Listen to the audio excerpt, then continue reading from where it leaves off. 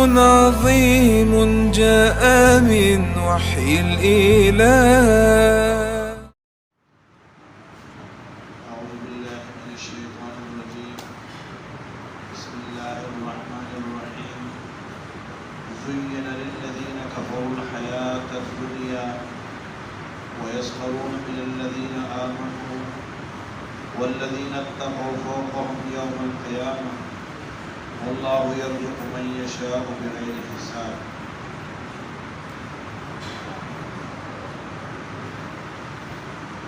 مزین کر دی گئی ہے ان لوگوں کے لیے جنہوں نے کفر کیا ہے دنیا کی زندگانی.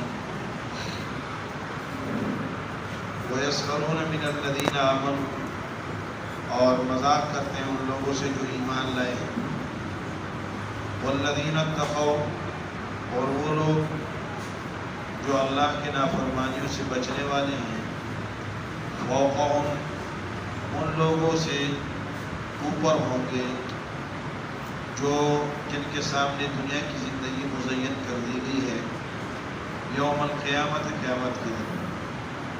واللہ یرزق من یشاء بغیر حساب، اور اللہ رزق دیتا ہے جسے چاہتا ہے بغیر حساب، بے شمار دیتا ہے، بغیر کسی تھکاوٹ کے دیتا ہے.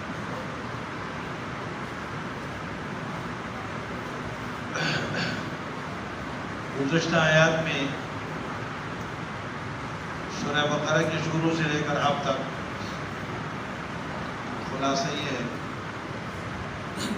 کہ 175 نمبر آیت تک سورہ بقرہ کے دو مضامین ہیں،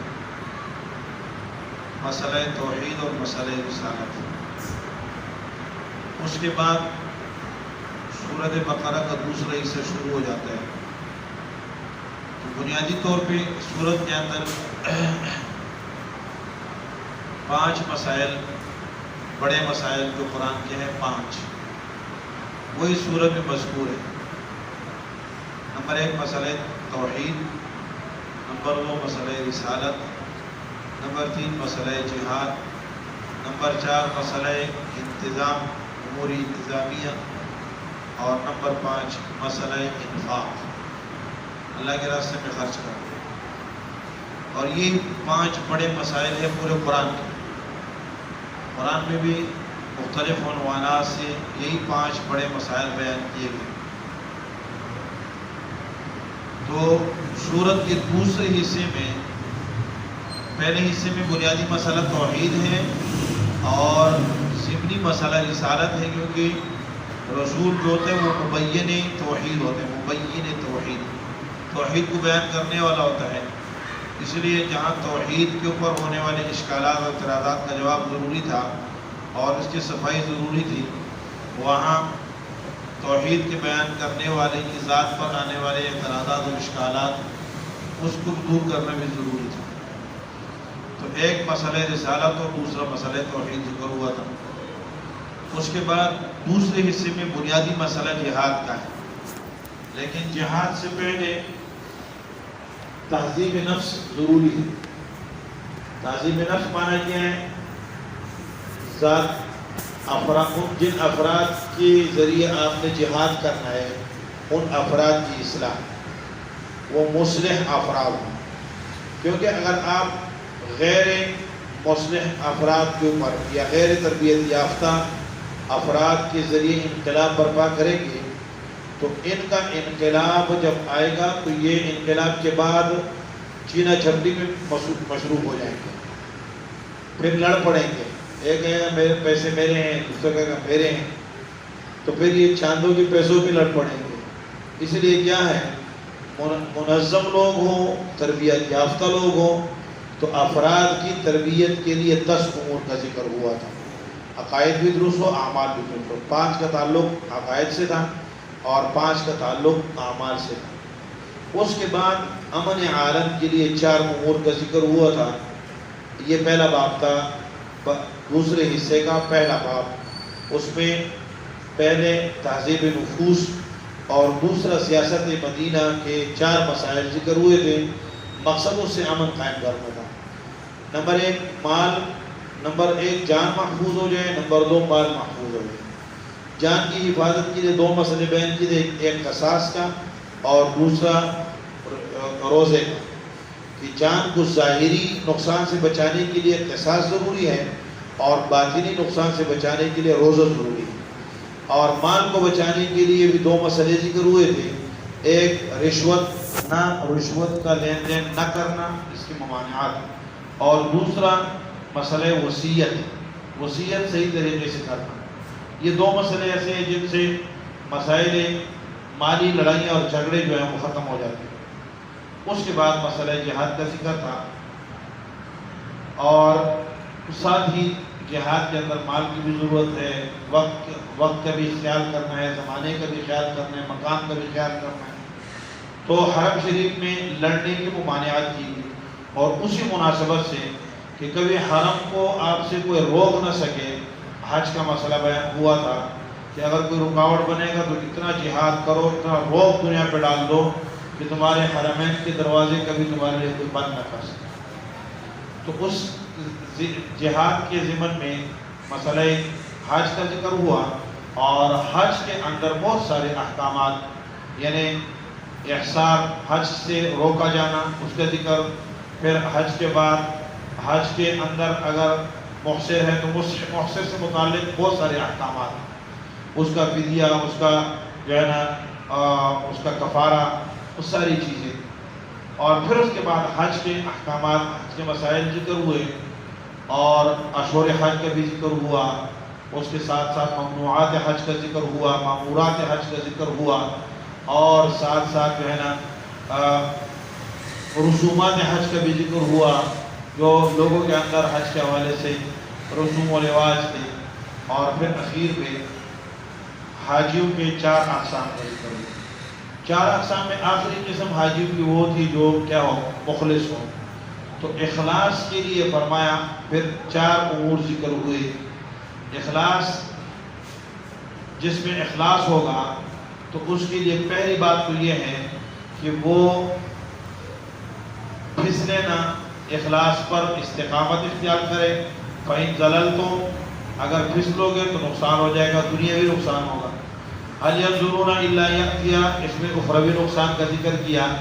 پھر دنیاوی نمونہ بنی اسرائیل کا پیش کیا کہ دنیا کے اندر عذاب آ سکتے ہیں، دیکھو بنی اسرائیل کے اندر کتنے سارے عذابات کا اظہار ہوا۔ آج کی آیت میں، کل چونکہ یہ بتایا تھا کہ بنی اسرائیل کے پاس اللہ کی نعمت آئی اور انہوں نے اس نعمت کی ناشکری کی۔ نعمت کیا تھی؟ دین تھا۔ دین سب سے بڑی نعمت ہے، اور جس کے پاس دین اس کے دروازے پہ دستک دے دے اور وہ اس کے ناقدری کرے تو یہ بہت بڑا ناقدر آدمی ہے۔ بہت بڑا ناقدر وہ ہوتا ہے اذا جاء من بعد ما جاءکم البینات، جس کے پاس بینات پہنچ جائے، اس کے گھر تک پہنچ جائے، گھر کے دروازے پہ اللہ کا دین آ جائے، اور وہ اسے کہہ دے کہ بھئی تبلیغ والوں واپس چلے جاؤ، میں گھر میں نہیں ہوں۔ باہر تبلیغ والے کیا کر رہے ہیں؟ باہر دستک دے رہے ہیں، اور اندر سے صاحب کیا کہہ رہے ہیں؟ کہہ دو کہ گھر میں نہیں ہے۔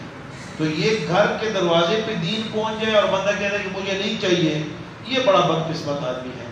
تو بنی اسرائیل کی اس بدقسمتی کو ذکر کرنے کے بعد آج اس کی بنیادی وجہ ذکر کر رہا ہے کہ دین سے برگشتگی کی بنیادی وجہ یہ ہوتی ہے کہ دنیا کی محبت ہوتی ہے، دنیا کی تصویر اور دنیا کی تزیین۔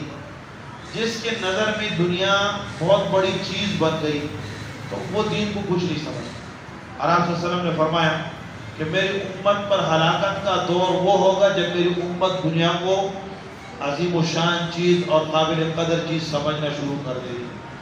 تو یہ ہوتی ہے، یہ آخری سٹیج ہوتا ہے جب انسان کیا کرتا ہے، دنیا کو تمام کے تمام چیزوں سے اوپر سمجھ لیتا ہے، تو پھر اس کے لیے وہ سرپٹ دوڑتا ہے، وہ نہ رشتے دیکھتا ہے، نہ ناطے دیکھتا ہے، نہ تعلق دیکھتا ہے، نہ اللہ کو دیکھتا ہے، نہ اللہ کے رسول کی کسی بات کو دیکھتا ہے۔ بس اس کا ٹارگٹ اور اس کا جو ہے مقصد صرف اور صرف دنیا ہوتی ہے، اس کے طرف دوڑ پڑتا ہے تو ساری چیزیں چھوڑ دیتا ہے۔ اور اس کے نظر میں جب کوئی دین کا کوئی کام کر رہا ہوتا ہے، مسجد میں بیٹھا ہوا ہے، کہتا ہے کیا بیوقوف آدمی ہے، اتنے ٹائم یہ مسجد میں بیٹھا ہوا ہے، قرآن سن رہا ہے، اگر یہ 4 گھنٹے جو ہے وہ سٹاک ایکسچینج میں لگا لیتا تو اتنے اتنے کروڑوں روپے کمائے، وہ پھر یہ گنتیاں کرتا ہے۔ تو ان کو جو دین پہ لگے ہوتے ہیں وہ کہتے ہیں بڑے بیوقوف لوگ ہیں، بڑے نادان لوگ ہیں، کیسے بیوقوف ہیں، اپنے پیسہ بھی دین پہ لگا رہے ہیں، یہ پیسہ اگر یہ دنیا پہ لگا رہے ہیں، اس کو اگر یہ کیا کر دیں، یہ اگر انویسٹمنٹ کر دیں اس پیسے کا، یہی پیسہ اگر یہ زکوٰۃ جو دے رہے ہیں تو یہ زکوٰۃ کا پیسہ اگر کسی کو سود پہ دے دے تو سال بعد یہ ڈبل ہو جائے گا، ٹرپل ہو جائے گا، پھر وہ اس طرح کی گنتیاں کرتا ہے۔ تو اللہ رب العالمین نے فرمایا کہ بنیادی وجہ یہ ہے کہ زُيِّنَ لِلَّذِينَ كَفَرُوا الْحَيَاةُ دنیا کفار کے نظروں میں مزین کر دی گئی۔ اب مزین کون ہے، کس نے مزین کی ہے؟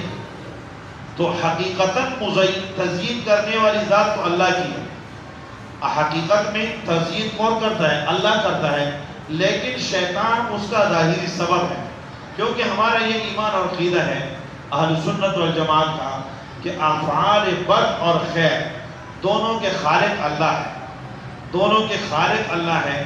دنیا کی چیزوں کو اللہ تعالیٰ نے اس میں ایک چسکا رکھ دیا ہے، مزہ رکھ دیا ہے، یہ اللہ نے پیدا کیا ہے، لیکن انسانوں کو راغب اس کی طرف شیطان کرتا ہے، اس لیے کبھی تزیین کی نسبت کس کی طرف جاتی ہے؟ شیطان کی طرف کی جاتی ہے۔ زُيِّنَ لَهُمُ الشَّيْطَانُ أَعْمَالَهُم، شیطان نے مزین کر کے دکھلا دیے ہیں۔ تو اصل حقیقت زَيَّنَ لَهُمُ الشَّيْطَانُ أَعْمَالَهُم، اور کہیں ہے زَيَّنَ لَهُمُ اللَّهُ، اللہ نے ان کے لیے تزیین کیا۔ مزین اصل میں اللہ ہے، لیکن نسبت کس کی طرف کی جاتی ہے؟ ظاہر اسباب کی طرف، اعمال کی جاتی ہے۔ تو شیطان تزوین کرتا ہے اور بندہ اس کی تزیین کے اندر کیا ہو جاتا ہے؟ اس کا شکار ہو جاتا ہے۔ تو فرمایا شیطان نے مزین کر دی ہے دنیا کی زندگی۔ زُيِّنَ لَهُمُ الْحَيَاةُ الدُّنْيَا، دنیا کی زندگی مزین کر دی گئی ہے کفار کے لیے، اور جب دنیا ان کے نظر میں اچھی لگی تو ایمان والے تو کیا کرتے ہیں؟ ایمان والے تو پیسے لگاتے ہیں دین پر، ایمان والے اپنی صلاحیتیں لگاتے ہیں دین پر، ایمان والے اپنے جو ہے اپنے توانائیاں وہ دین پر لگاتے ہیں، تو پھر ان کے نظر میں جو کی دین کی کوئی وقت نہیں ہوتی، کہتے ہیں یار حافظ بنا رہے ہو ویسے اس کی زندگی برباد کرو، کیا کہتے ہیں؟ حافظ بنا رہے ہو زندگی برباد، مولوی بنا کے کیا کرو گے؟ مولوی بن کے کھائے گا کہاں سے؟ یہ کہتے ہیں۔ اور جب کیا مولوی بن جاتا ہے، پھر جب اس کے انواع و اقسام کے کھانے اس کی دسترخوان پہ دیکھتے ہیں، پھر کہتے ہیں مولوی کھانا ہی پڑا ہے۔ پہلے کیا کہتے ہیں کھائے گا کہاں سے؟ پھر جب مولوی بن جاتا ہے کھا رہا ہوتا ہے، کھاپے شاپے چل رہے ہوتے ہیں، کہتے ہیں یار مولوی کھانا ہی پڑا ہے۔ تو اور یہ ایک عجیب تاریخ ہے کہ مولوی کبھی بھوکا نہیں مرا، البتہ کھاتے کھاتے امام ابو داؤد سجستانی رحمۃ اللہ علیہ کھجورے کھاتے کھاتے اللہ کو پیارے ہو گئے، ٹھیک ہے۔ تو رزق اللہ دیتے ہیں، اس لیے مقصد کیا ہو؟ اصل مقصد ہے آخرت، انسان کا مطمع نظر ہو کہ میں نے آخرت بنانی ہے۔ یہ دنیا تو چند روزہ ہے اور کھیل تماشا ہے، اس نے گزر جانا ہے، اس لیے ٹارگٹ کیا ہو؟ آخرت ٹارگٹ ہو، اور جس کا آخرت ٹارگٹ نہیں ہے یہ کیا ہے؟ آیت کی شان نزول میں بہت سارے واقعات ہیں۔ ابو جہل نے تمسخر کیا غریب صحابہ کرام کا، بعض کہتے ہیں کہ منافقین نے کہا، جیسے کہ سورہ منافقون کے اندر ہے کہ ہم جا کے مالدار لوگ جو ہیں یہ ہمارے چندے کھا کے اور ہمارے وظیفے کھا کے جو ہے مست ہو گئے۔ صحابہ کرام نے نا کسی انصاری کے ساتھ کسی مہاجر صحابی کی تو میں ہو گئی، انسان ہے، تو عبداللہ ابن ابی ابن سلول نے کہا یہ بڑے ظالم لوگ ہیں، ساڑیاں وہ کیا کہتا ہے میرا بلی میں میوں کہتے ہیں ہمارے روٹیاں کھا کے یہ آئے وہاں سے، اور وہاں مکہ میں تو ان کو لوگوں نے بھگا دیا تھا، یہاں ہم نے ان کو کھانا دیا ہے، یہ مست ہو گئے، مدینہ جا کر ذرا ان کی بستی نکالے، مدینہ جا کے۔ تو ایسا ہوتا ہے جب کہیں سے طالب علم آتے ہیں نا، باہر کے طالب علم آتے ہیں محلے میں پڑھتے ہیں، تو اگر کسی محلے کے بچے کے ساتھ کوئی لڑائی شڑائی ہو جائے تو ہمارے گھروں میں اندر یہ کوہرام مچ جاتا ہے، یار پتہ نہیں کتوں آ گئے پٹھان، بچے نہ لڑتے رہتے ہیں۔ تو بات یہ ہوتی ہے کہ یہ اللہ رب العالمین کی دین کو، تو پھر ان کے ساتھ تمسخر۔ آیت کی شان نزول میں بات لکھا کہ ابو جہل نے صہیب اور اس طرح جو ہے نا بلال اور سلمان فارسی اور ان لوگوں کا مذاق کیا، اور بات تو اس صورت میں آیت کیا ہے؟ جنگ بدر سے پہلے کی ہوگی، اور اگر اس سے منافقین مدینہ مراد ہو، وہ کہتے تھے یار کمال کا بندہ ہے۔ جب آپ صلی اللہ علیہ وسلم نے وہ مارا نا، وہ ہتھوڑا مارا جنگ احزاب میں، اس پر پتھر پہ، اور اس میں سے چنگاریاں نکلی، تو آپ نے کہا کہ مجھے ہیرا کے محلات دکھائے گئے، مجھے یمن کے محلات دکھائے گئے، مجھے شام کے، تو اب میں کہنے لگے اللہ کیا کمال عجیب آدمی ہے، دیکھو ڈرتا کتنا ہے، ڈر کا یہ عالم ہے، مدینے آس پاس کے لوگوں سے اتنا گھبرایا ہوا ہے، یہاں یہ کیا کھدائیاں کر رہا ہے، یہاں خندقیں کھود رہا ہے، اور کہتا ہے کہ کیا کروں گا، ہاں شام کو فتح کروں گا، اور جو ہے نا کس کو قیصر و کسریٰ کے محلات کو فتح کروں گا. تو تبصر اور مذاق کرنے لگے. تو اللہ رب العالمین نے ان کی ترغیب میں آیات نازل کی. تو اس صورت میں پھر آیت اپنے ظاہر پر ہوگی، یعنی مدنی آیت ہے اور مدنی حالات میں نازل ہوئی ہے. فرمایا وَيَسْخَرُونَ مِنَ الَّذِينَ آمَنُوا، اور تمسخر کرتے ہیں ان لوگوں سے جو ایمان لائے ہیں. ایمان والے جو کہ اپنی چیزیں جب تبلیغ والے کی تبلیغ میں بندہ لگا ہوتا ہے نا تو اس کے بھائی کے اکثر ہوتے کہ یار یہ تو بالکل نکما آدمی ہے، بالکل ادھر سے آتا ہے ادھر نکل جاتا ہے، ادھر سے آتا ہے ادھر نکل جاتا ہے. اور بعض لوگوں کو جب چس لگ جاتی ہے نا، چسکا لگ جاتا ہے کسی بھی کام کا، کسی کو چسکا لگ جائے دینی کام کا. یہ دینی کام ہیں بڑے مزیدار، بہت میٹھے ہیں، ان کی اپنی ایک حلاوت ہے، جسے لگ جاتا ہے یقین کرو پھر وہ اس حلاوت کے بغیر رہ ہی نہیں سکتا. تو بہت سارے لوگوں کو آپ نے دیکھا ہوگا ادھر سے آتے ہیں ادھر نکل جاتے ہیں، ادھر سے آتے ہیں ادھر. ہمارے لاہور میں ایک انجینئر صاحب تھے، تو مسجد کا کام کر رہے تھے. تو وہ ادھر سے آتے تھے، وہ شروع سے رمضان کے شروع میں چلے کے لیے چلے گئے. جب واپس آئے تو نقشہ سیٹ کیا، مزدوروں کو بتایا کہ بھئی یہ کام کرنے ہیں، پھر چلے گئے. بنگلہ دیش میں اجتماع ہے جی، تو 1 مہینے پہلے بنگلہ دیش کا اجتماع ہے، بنگلہ دیش کا اجتماع گزرا تو واپس آئے تو 2 دن مسجد میں حاضری دی. تیسرے دن کا کراچی کا اجتماع ہے، اس سے پہلے جو ہے نا 1 مہینے کام کرنا ہے، تو وہاں خدمت کے لیے چلے گئے. وہاں سے جب کراچی کا اجتماع وہ واپس آئے، اب ریوٹ کا اجتماع ہے، وہاں سے واپس اسلام آباد کا اجتماع ہے، پھر کہتے ہیں اب بیرون سال کا پروگرام ہے، تو 1 سال کے لیے پورے پکے چلے گئے. تو یہ اللہ رب العالمین جب کسی کو قبول کر لینا تو ادھر سے نکلتا ہے ادھر، اس کا دین کا کام بن جاتا ہے، ادھر سے نکلتا ہے ادھر بن جاتا ہے. تو لوگ پھر کیا کرتے ہیں، بس ویلا ہی ہو گیا. وَيَسْخَرُونَ مِنَ الَّذِينَ آمَنُوا وَالَّذِينَ اتَّقَوْا فَوْقَهُمْ يَوْمَ الْقِيَامَةِ. حالانکہ جیت اور ہار کا دن کون سا ہے؟ یوم التغابن. جیت اور ہار کا دن تو قیامت کا دن ہے. قیامت کے دن جس نے دین کے ساتھ اپنے آپ کو لگایا ہوا ہوگا یہ بہت بڑے مرتبے پہ ہوگا. فوقہم، یا تو ان کے جو محلات ہیں وہ اوپر بنے ہوئے ہیں، یا فوقہم بمانا فوقہم مرتبتاً، مرتبے کے اعتبار سے ان سے کیا ہوں گے، بہت اعلیٰ درجے اور مقام پر ہوں گے. یوم القیامت واللہ یرزق من یشاء بغیر حساب. اور اگر تم کہتے ہو کہ ٹیکنیکل طریقے سے چلیں گے تو روزی ملے گی، اور ٹیکنیکل طریقے سے نہیں چلیں گے تو روزی نہیں ملے گی، تو اللہ کہتے ہیں روزی رزق کے دروازے میرے پاس ہیں، جس پہ چاہتا ہوں کھول دیتا ہوں، جس پہ چاہتا ہوں بند کر دیتا ہوں. وہ کیا میں اکثر سناتا رہتا ہوں کہ وہ ایک چودھری صاحب کے پاس BS MS جو ہے نا MSc پاس لڑکا ڈرائیور تھا. تو اس نے ایک دن چودھری صاحب کو کہا چودھری صاحب تسی ان پڑھ ہو، جی تجھے پڑھے لکھے ہوتے تو تجھے کی کر دے. اس نے برجستہ جواب دیا کہ میں پڑھا لکھا ہوتا تو کسی چودھری کو ڈرائیور ہونا سے. تو بات یہ ہوتی ہے کہ کم عاقل عاقل تلقاہ مرزوق، کم جاہل جاہل تلقاہ مرزوقا، وکم عاقل عاقل اعیتہ مذاہب. کتنے سارے سمجھدار دانا لوگ ایسے ہوتے ہیں جو ایک ایک لقمے کے لیے کیا ہو جاتے ہیں، تھکے ہوئے ہوتے ہیں اور ان کی دوڑ لگی ہوتی ہے لیکن ہاتھ کچھ نہیں آتا. کم جاہل جاہل تلقاہ مرزوقا.